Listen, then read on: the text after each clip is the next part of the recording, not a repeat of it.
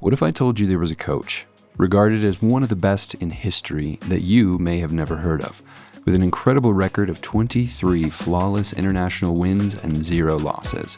It'd be quite a feat on its own. Now imagine that in one of those matches, his team was outnumbered 25-1. But I'm not talking about sports, I'm talking about a military commander, specifically Admiral Yi Sun-shin, who until recently, like most Westerners, I had never heard of, which is quite a shame.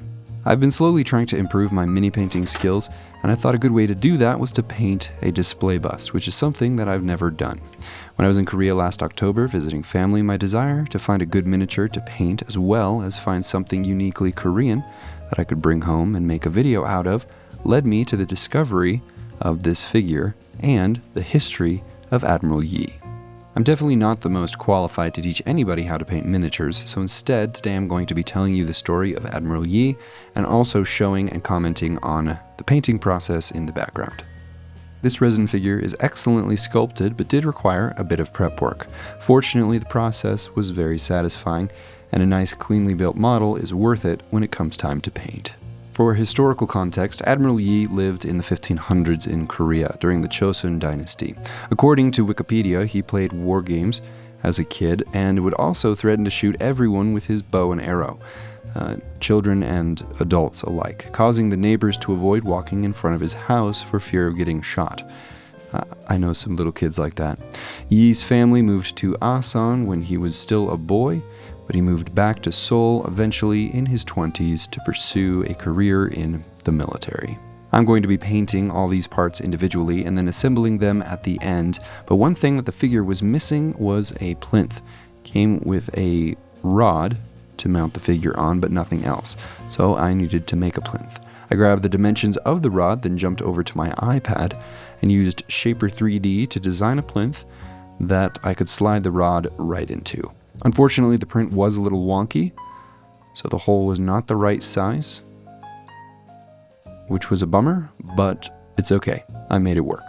I was able to compare the bust to the size of the plinth, which I was able to scale correctly on screen, and when I was happy with what I saw, I exported it, I sent it to my slicer and got it printing, and while it was printing, I moved back to the painting.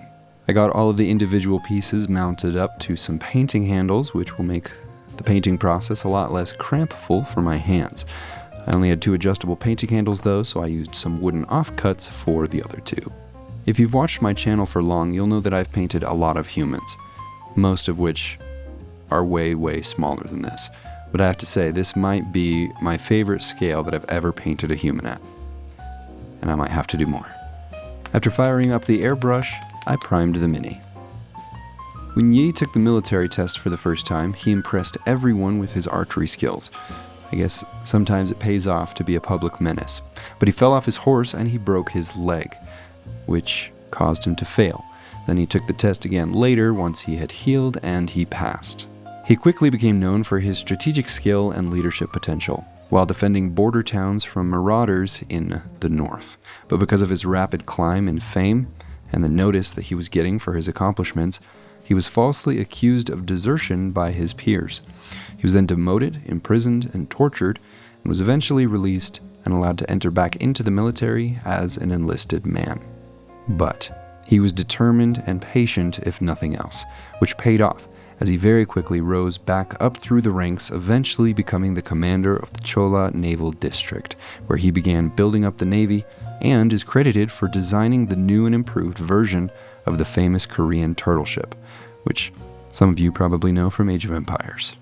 After the base coats, I began the brushwork on the face, and as nice as those smooth transitions from the airbrush are, I wanted more texture and a brushy look to imitate the variation that you actually see in human skin.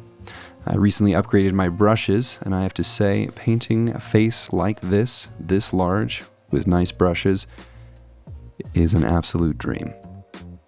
For the rest of the outfit, I just followed the color scheme that I saw on the box, but in retrospect, I probably would have gone with black instead of red, which is another way I've seen him depicted.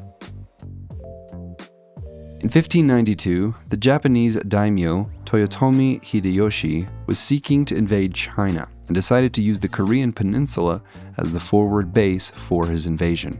After Busan was taken by the Japanese Navy, Yi organized a counterattack. Although having never gone through the official naval training at the academy, nor ever being in a battle at sea, from the first campaign onward, he proved himself to be a strategic genius, not losing one single battle and causing massive losses to the Japanese. Eventually, the daimyo called off naval operations altogether for that first invasion, and just like all those neighbors who refused to walk in front of his house years earlier, the Japanese decided it was best to avoid him as well. Unfortunately, in spite of that, Yi was once again imprisoned and tortured almost to the point of death, and narrowly escaped the death penalty after refusing orders from the king. The orders were to position his ships in an ambush for the next expected wave of Japanese invaders. He knew the location of the ambush was filled with many submerged rocks and would be far too dangerous for his fleet, and he refused. Once again, he was back in the military as an enlisted soldier, which most generals would have seen as worse than death, but Yi responded with humility and obedience to his higher-ups. The Japanese did, indeed, invade Korea again with 140,000 men and somewhere between 500 and 1,000 ships.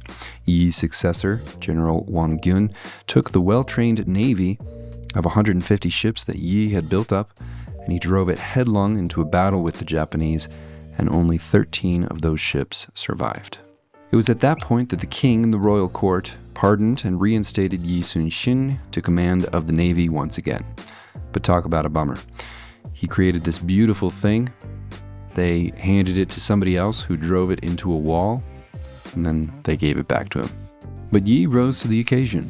After being told to abandon the ships by the king and join the rest of the Chosun army, Yi replied, "Your servant still doth have 12 warships under his command, and he is still alive, that the enemy shall never be safe in the West Sea."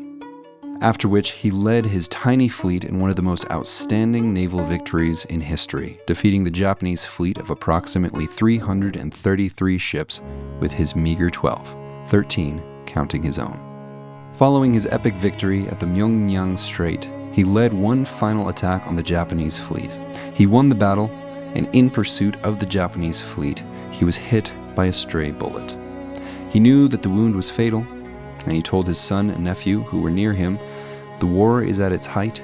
Wear my armor and beat my war drums. Do not announce my death." They carried him into his quarters. He died soon after, and his nephew put on his armor and beat the drums till the battle was over.